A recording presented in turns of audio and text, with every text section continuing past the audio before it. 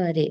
පුතේ අපි බලමු ඔයාලට සබරගමු පළාත් අධ්‍යාපන දෙපාර්තමේන්තුව 2026 13 වන ශ්‍රේණියේ තර්ඩ් ටර්ම් පේපර් එක කොයි වගේද හදලා තියෙන්නේ කියලා.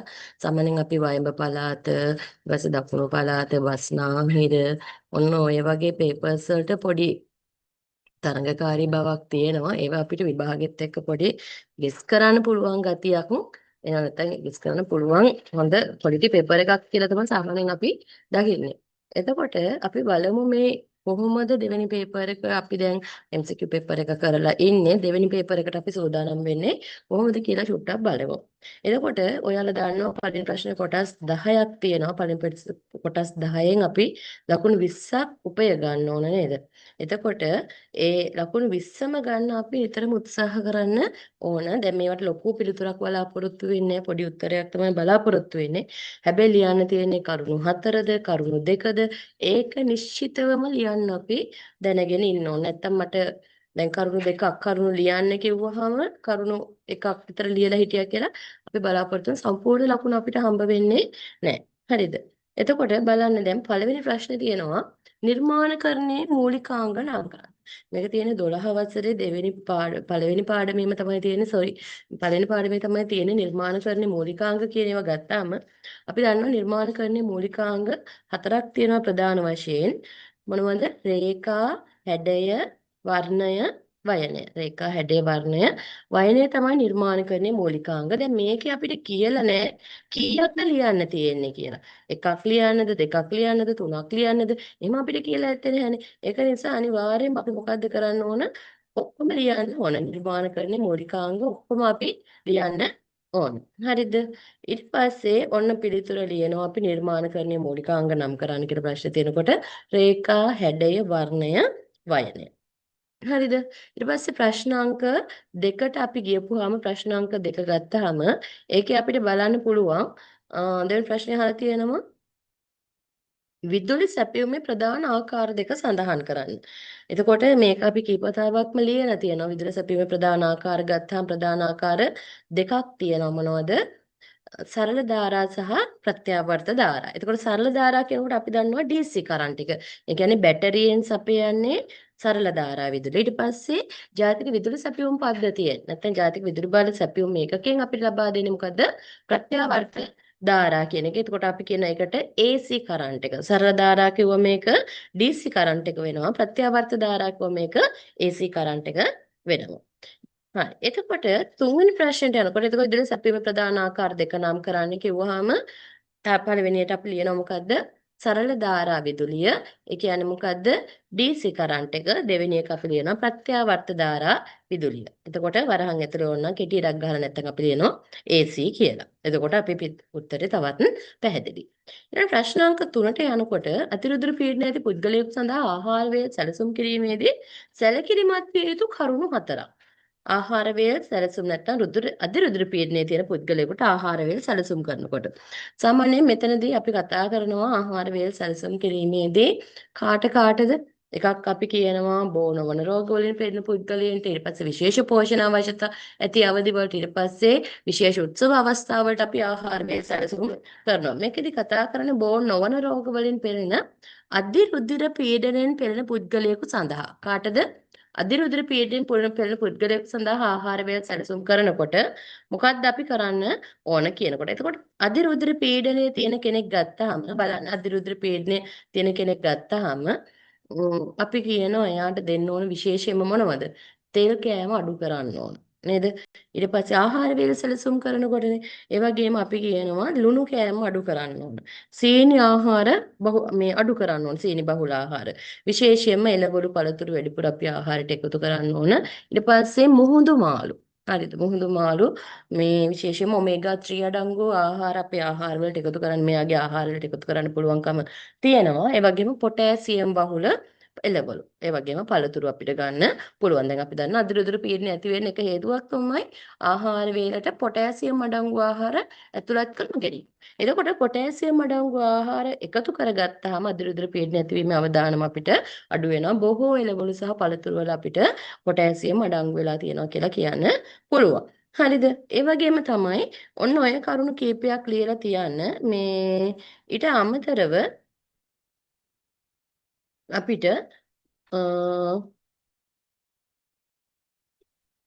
ගන්න පුළුවන් ආහාර හුමාලයෙන් තැම්බීමේ ක්‍රම. ආහාර හුමාලයෙන් තැම්බීමේ ක්‍රම. බලන්න ආහාර හුමාලයෙන් තැම්බීමේ ක්‍රම ගත්තාම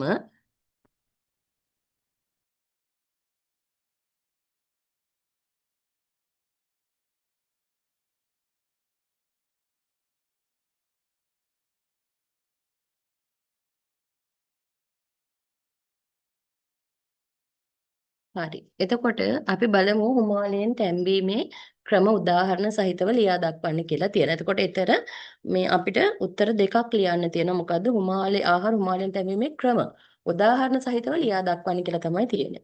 එතකොට මේ තියෙන්නේ ආහාර පිසීමේ ක්‍රම වර්ගීකරණය. ආහාර පිසීමේ ක්‍රම වර්ගීකරණය ගත්තාම අපි දන්නවා ප්‍රධාන කොටස් කීයක් තියෙනවද? තුනක් තියෙනවා. ප්‍රධාන කොටස් තුනක් තියෙනවා. මොනවද?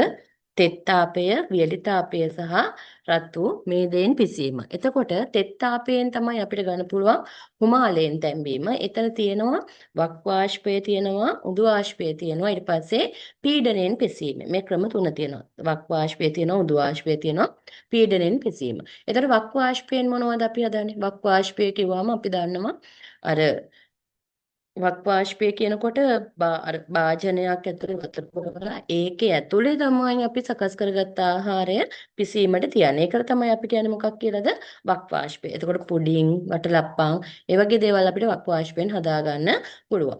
එතකොට උඳු වාෂ්පය ගත්තාම උඳු වාෂ්පය අපි කියන්නේ කෙලින්ම හිමාලයේ ගිහිල්ලා ආහාරය මත ගැටෙනවා. එතකොට එහෙම හදාගන්න කෑම ගත්තාම අපි කියනවා මොනවද තියෙන්නේ?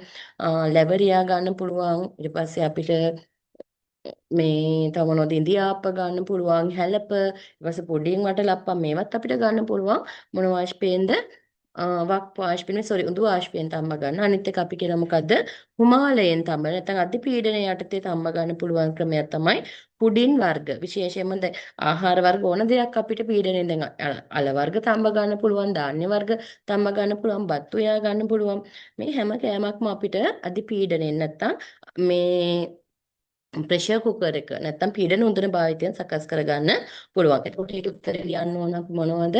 වක් වාෂ්පයෙන් කියලා ලියලා පුඩින් වටලප්පන් වගේ දේවල් ලියන්න. ඊට පස්සේ උඳු වාෂ්පයෙන් කියලා ලියලා ඉඳිආප්ප පිට්ටු හැලප වගේ දේවල් ලියන්න පුළුවන් අපිට. ඊට පස්සේ පීඩනයෙන් පිසීම යටතේ අපිට මොනවද පුඩින් වර්ග ලියන්න පුළුවන්. ඊට අමතරව ඔයාලා ධාන්‍ය වර්ග, අල වර්ගත් ලියලා තියන්න. හරිද? ඊට පස්සේ ප්‍රශ්නාංක 5ට අපි යනකොට තියෙන්නේ මොකද්ද? මාකර් සැකසීම. ප්‍රශ්නාංක 5ට යනකොට ඒකේ තියෙනවා අපිට මොකද්ද? මාකර් සැකසීම. දැන් මාකර් සැකසීම කියන එක අපි ගන්නකොට මේක එන්නේ අපිට නිමියඳුම් පාඩමේ නිමියඳුම් යටතේ තමයි මාකර් සැකසීම එන්නේ. මොකද්ද මේ මාකර් සැකසීම කියලා කියන්නේ? මාකර් සැකසීම කියලා කියන්නේ දැන් අපි දන්නවා පුතේ මේ ඇඟලුම් කර්මාන්ත ශාලාවක් තුළ තමයි මේ මාකර් සැකසීම කරන්නේ. පතරොම නිර්මාණය කරාට පස්සේ දැන් අපි රෙද්ද අපතේ යන එක වළක්වන්න. අපි දන්නවා පතරොම නිර්මාණය කරගන්නවා අපි සාමාන්‍යයෙන් ප්‍රමාණ තුනකින් නේද? මේ පොඩිම ඊට පස්සේ මධ්‍යම ඊට පස්සේ දැන් ඔයාලා දන්නවා small large ඊට පස්සේ එක්සෙල්. ওই විදිහට අපි සාමාන්‍ය ප්‍රමාණ තුනකින් වගේ පත්‍රම සකස් කරගන්න ඕනේ. ඒ සකස් කරගත්තට පස්සේ අපි කියනවා පුතේ මේ හදාගත්ත පතරම් මේ හදාගත්ත පතරම් ටික අපිට පුළුවන් සාමාන්‍ය ගණන් කාඩ්බෝඩ් වල එහෙම නැත්නම් තහඩු වල අපිට පුළුවන් මේ පතරම සකස් කරගන්න. ඊට පස්සේ මේ සකස් කරගත්ත පතරම මේසේ මත අතුරන රෙද්දක මේසේ මත අතුරන ලද රෙද්දක රෙදි අපතේ නොයන විදිහට තනින් තන අපිට පිහිටුවා ගන්න පුළුවන් නැත්නම් තියලා ස්ථාපිත කර ගන්න පුළුවන්. මේකට තමයි අපි කියන්නේ මාකර් සැකසීම කියලා. දැන් ඒකේ උත්තරේ සාමාන්‍යයෙන් ලියා ගන්නවා නම් මේ විදිහට ඔයාලා ලියා ගන්න.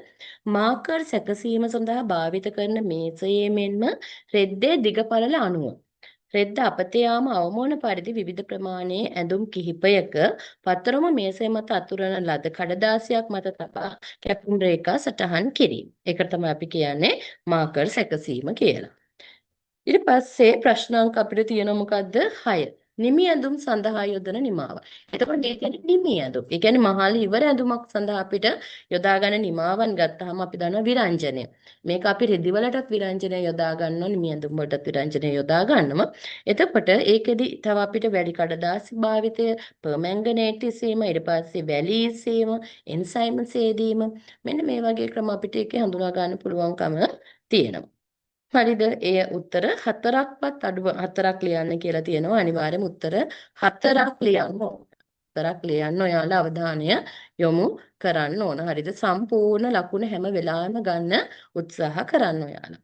ඊට පස්සේ අපිට තියෙන සංචරණයේ පාඩමෙන් ප්‍රශ්නය සංචරණ ප්‍රවාහ වර්ග කීයක්ද? සංචරණ ප්‍රවාහ වර්ග හතරක් ලියන්න කියලා තියෙනවා. සංචරණ ප්‍රවාහ වර්ග හතරක් ලියන්න කියලා තියෙනවා.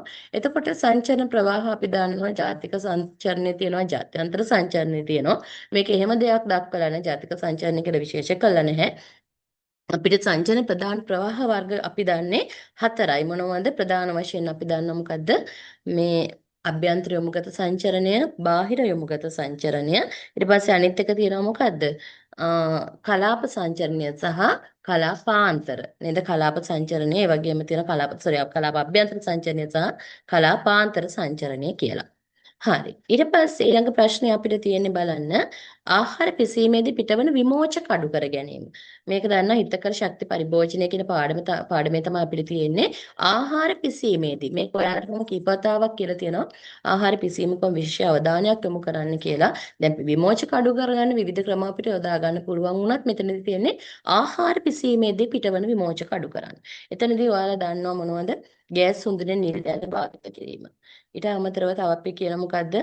මේ කුඩා ප්‍රමාණයේ භාජන භාවිත කිරීම. ඊට පස්සේ ගෑස් ලිප්වල උයන්නම සකස් කරගත්ත මැටි භාජන, විශේෂ මැටි භාජන යොදා ගැනීම. ජලය අඩුවෙන් යොදාගෙන ආහාර පිසීම. නේද? ඔන්න ඔය වගේ කරුණු කීපයක්ම අපිට තියෙනවා. මේ සාමාන්‍යයෙන් කොහොමද අපි මේ ආහාර පිසීමේදී පිටවන විමෝචක අඩු කරන්න ගන්න පුළුවන් ක්‍රියාමාර්ග. හරි. ඊට පස්සේ බලන්න සංසන්දි කතිකාව. සංසන්දි කතිකාව අපිට sannivedanaya තුල තමයි මුණ ගැහෙන්නේ. සංසන්දි කතිකාව කියන එක ගත්තාම පුතේ අපි දන්නවා මේ දැන් පුද්ගලයන් අතර සංවාද ගොඩනගනකොට කොහොමද අපි සංවාද ගොඩනැගීමේදී කරගන්න ඕන මොන වගේ දේවල්ද කියලා ගත්තාම මේකේ ප්‍රධාන වශයෙන්ම තියෙනවා අන්තර්පුද්ගල සම්බන්ධතා ගොඩනැගීමේදී සංසන්දි කතිකාවත වැදගත් කියලා. මේක අපිට පවුලක් තුල වුණත් ඊට පස්සේ ආයතනයක් තුල වුණත් තීන්දුව తీරන ගැනීමේදී සංසන්දි කතිකාවත කියන එක හරිම වැදගත්. මොකද ඒකෙදී දැන් අපි දන්නවා ආයතන ප්‍රධානියාට කැමති දේ වුණත් හැමදාම ක්‍රියාත්මක කරන්න බෑ. ඒ ආයතනය තුළ ඉන්න සේවකයන්. එතකොට ආයතනය සම්බන්ධයෙන් හෝ මොනවා හරි කාරණයක් සම්බන්ධයෙන් තීන්දුව తీරන ගන්නකොට අපි ආයතන ප්‍රධානියා හා ආයතනයේ වැඩ කරන සේවකයන් එකතු වෙලා තමයි අපි තීන්දුව తీරන ගන්න ඕන. මෙන්න මෙතන ඇති කරගන්න අපි මොකද්ද? සංසන්දි කතිකාවක්. ඒ වගේම දැන් අපි උදාහරණයක් විදිහට ගත්තොත් පවුල තුළ දැන් පවුල තුළ තීන්දුව తీරන ගන්නකොට දැන් අපි හිතන් ඉන්න පවුලේ ප්‍රධානියා තාත්තා කියලා. හැබැයි තාත්තා කැමති වෙච්ච තීරණයකට අම්මා කැමති නොවෙන්න පුළුවන්. නේද? එහෙම වුණොත් එතන මොකද්ද වෙන්නේ? ගැටලුවක් නිර්මාණය වෙන්න පුළුවන්. එහෙනම් අපිට පුළුවන් දෙමව්පියන් නැත්නම් අම්මා සහ තාත්තා කතා කරලා තීන්දුව తీරනවට එළඹෙන්න. එහෙම නැත්නම් දරුවොත් එක්ක එකතු වෙලා හැමෝම එකතු වෙලා අපිට කතා කරලා හොඳ තීන්දුවක් තීරණයක් ගන්න පුළුවන්. මෙන්න මේකට තමයි අපි කියන්නේ මොකක් කියලාද? සංසන්දි කතිකාවත. දැන් අපි මෙතන බලමු පොඩ්ඩක් කොහොමද ඒකේ උත්තරේ තියෙන්නේ කියලා සංසන්දි කතිකාවත කියන එකේ ඔයාලා මේ උත්තරේ ලියා ගන්න ඕන. හරිද? සංසන්දි කතිකාවත කියන එක ඔයාලා මෙන්න මේ උත්තරේ ලියා ගන්න ඕන.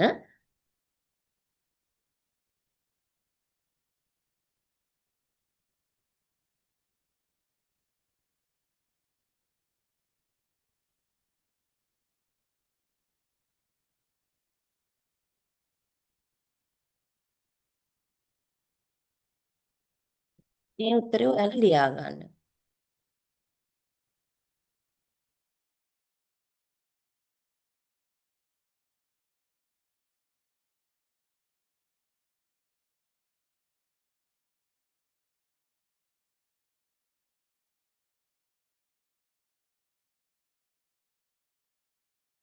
ඔව් බලන්න පුද්ගල සම්බන්ධතා ගොඩනැගීමේදී මේ අත්‍යවශ්‍ය කියලා එක හදාගන්න අපගේ අදහස් සෑමීටම අන් අය සමග එකඟ නොවේ. එවැනි විටකදී සාකච්ඡා මගින් ඵලදායී තීරණයකට පැමිණීම සිදුවේ. එහිදී සමහර විට දෙපාර්ශ්වයටම Tamanගේ මතවාද යම් ප්‍රමාණයකට දිහිර කිරීම සඳහා යම් කිසි කැපකිරීමක් කිරීමට සිදුවේ. එවිට අවසානයේ අප බලාපොරොත්තු වන ප්‍රතිඵලය පුද්ගල සම්බන්ධ